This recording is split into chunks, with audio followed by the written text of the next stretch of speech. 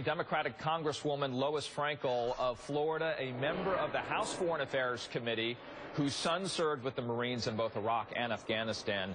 Congresswoman, thank you for being here. And let me play first, before we start our discussion here, what House Speaker John Boehner said in the past hour about what he hopes to hear today from the president, which Kristen Welker was alluding to.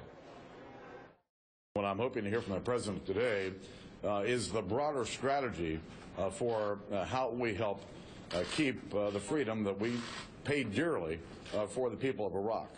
And it's more, there's more than one step here. I'm looking for the overall strategy that'll help secure the gains that we've made.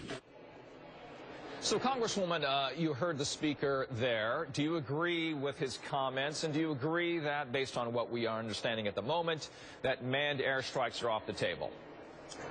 Well, we are facing a very serious dilemma, but let me some background, and I think most Americans would agree that when we went to war with Iraq in 2003 during the Bush administration, it was a failed policy. It was based on lies. We had deaths and casualties and a loss of billions of dollars to the detriment of this country. And now we're seeing, years later, Iraq spiraling out of control, with a government that is very weak, that has not been inclusive, which is its own worst enemy. And now, so this is not the fault of President Obama.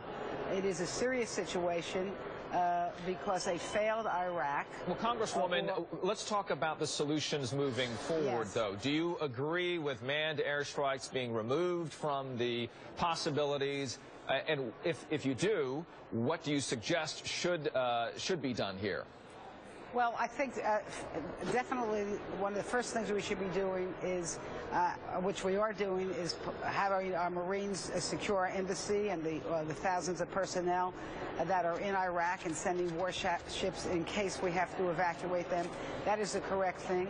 We have to most likely beef up our intelligence, because before you start sending in aircraft or even drones, you have to know what you're doing, because you do not want collateral damage of killing and injuring innocent people.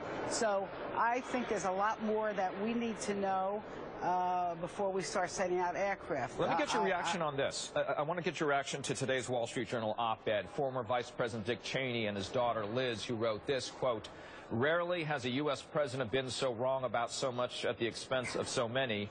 Too many times to count. Mr. Obama has told us he is ending the wars in Iraq and Afghanistan as though wishing made it so." All that being said here, Congresswoman, is the president stuck in a way because of this idea?